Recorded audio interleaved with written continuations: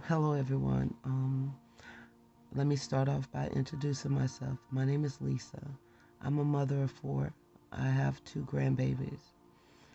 I've been holding this in for a long time, and I'm not the type of person that really like to be front and center. So that's the reason why I've been holding in a lot of things. But I think I need to come forth and just explain to you all me a little bit about myself and where I am in my journey with the Most High Jesus and the Father. Okay, it starts off at 7 years old. At 7 years old, I had this experience where the wall had actually talked to me, and I know I seen a mouth. And I remember telling my mom, I ran and told my mom that the wall told me that I was blessed. The wall said, "You are blessed coming in and you are blessed leaving out." So I told my mom, and she thumped me back in the room. Okay, that was my first encounter with God, unbeknownst what it were, but I knew it was real. Okay, now here I am about 11 or 12, and I started experiencing dead people. Literally, people would come to me and talk to me like the Sixth Sense. So when that movie came out, I was telling everybody that is so real because I experienced it. And even having that part or that gift within yourself or whatever they would call it, to me, it was nerve wracking. It was scary. It was unexplainable. At this time, we didn't have, this much knowledge that we have today. So I didn't know much.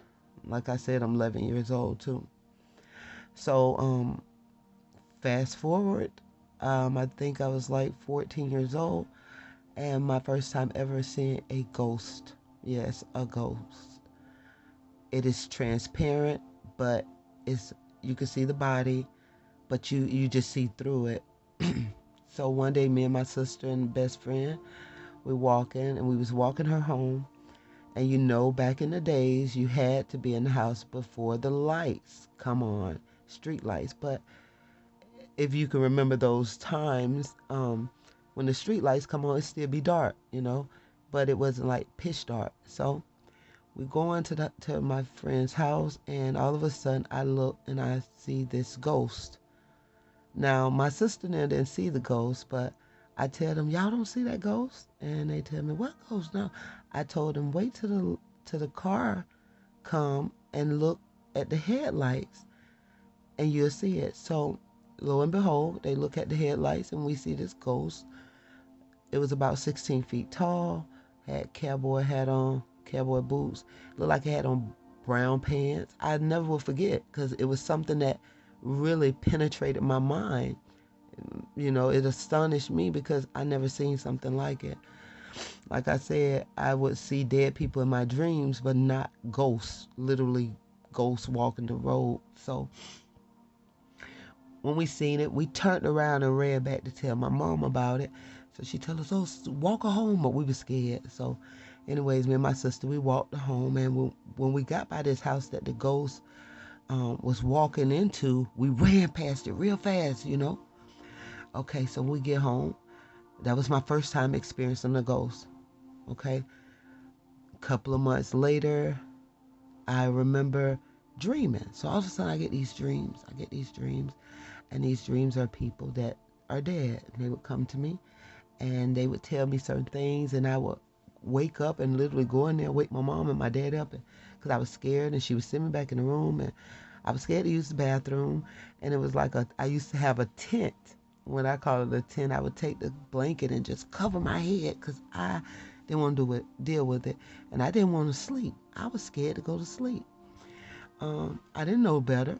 My mom wasn't a Christian, and my grandmother, she was a Christian, a sanctified woman, but we didn't stay with her. So when we went to church, we would stay in the weekends or stay in some days with my grandmother. So that's the only part about the church we knew. My mom used to sing gospel or whatever, but she never gave us that word like my grandma did. So now I'm moving forward. after those experiences, and as I grew up, I would literally hear the Spirit of God talking to me. At first, yeah, you probably wonder how you know it was the Spirit of God. I was the type of kid that I was kind of rebel, I would say, because I needed a different type of love than how my mom would love the other sisters and brothers, right? So my mom got like 8 kids, and she can only give us so much love at a time. Um, I respected that, but I still didn't know better, you know? So, I was a rebel, and I went through a lot of things in my life. As a little girl, some things happened to me that wasn't supposed to happen to me, and it made me become rebel. It made me be a person that, resented people, and I would walk around with so much anger and hate in me. And anybody that looked at me, I wanted to fight, or I wanted to give them that same pain that was given to me, even though they didn't do it. Okay. Um, Sad though. When I think about it, it's sad, but I thank God and I thank Jesus Christ for really coming into my life, saving me. But the reason why I say it's sad, being a kid and being hurt and having no outlet is painful. Okay, so I was about 14 or 15 years old. Um, like I said, my mom didn't give me what I needed. That's what I felt, the love I needed. So I ran away and went to stay with my dad. I stayed with my dad for a while. Um, but I would still have these experiences, with dead people, hearing God, and I really thought I was going crazy.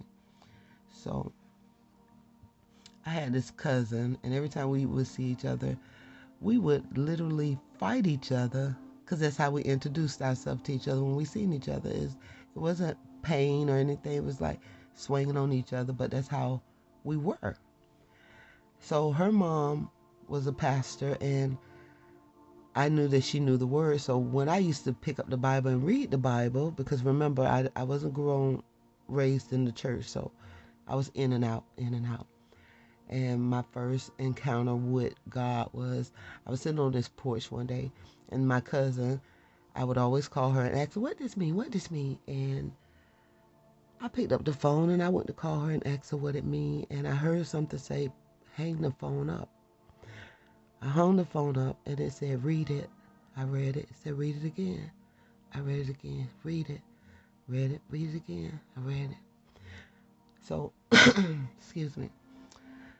After that had been done, I started reading